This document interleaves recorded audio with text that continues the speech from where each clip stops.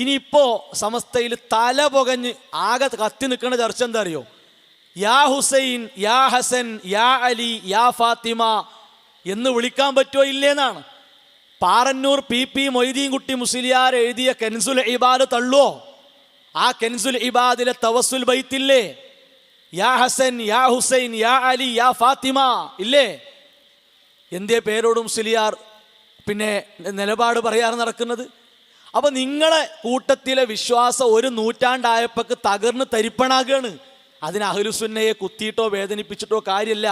നിങ്ങളെപ്പോലത്തെ ആളുകൾ രാവും പകലും ഇതിന് നടക്കുമ്പോൾ അതൊക്കെ ഒന്ന് ആലോചിക്കണം. അതിനാണ് ഗുണകാംക്ഷയോടെ ഈ കാര്യം പറയണത്. റസൂലുള്ളാഹി സ്വല്ലല്ലാഹു അലൈഹി വസല്ലം പറഞ്ഞു, ലഅനല്ലാഹു മൻ ആവാ മുഹദിസാ. പുത്തനാചാരത്തിന് അഭയം കൊടുത്താൽ അള്ളാന്റെ ശാപമുണ്ട്. അതിന്റെ ശറഹ് എന്താ? പുത്തനാചാരത്തിന് വേണ്ടി തർക്കിക്കുക, അതിനുവേണ്ടി അഭയം കൊടുക്കുക, ഇങ്ങനത്തെ മുറിവാക്കുകളും മറ്റും വലിച്ചു കൊണ്ടുവന്നിട്ട് ഇവിടെ തെറ്റിദ്ധാരണ പരത്തുക അള്ളാന്റെ ശാപം കിട്ടുന്ന ഒരു പണിയാണ്. അത് മാറ്റി വെച്ചിട്ട് ആത്മാർത്ഥമായി പഠിക്കണമെന്ന മനസ്സോടുകൂടി വരികയാണെങ്കിൽ ഷിർക്കിന്നും അന്ധവിശ്വാസത്തിനും മുക്തമായിട്ട് അള്ളാഹുവിൻ്റെ കോടതിയിൽ നല്ല നിലക്ക് വിചാരണ നേരിട്ട് ആട്ടി അകറ്റപ്പെടാത്തവരിൽ പിന്നെ പെട്ട് സ്വർഗത്തിലേക്ക് നയിക്കപ്പെടുന്ന അവസ്ഥ ഉണ്ടാകും.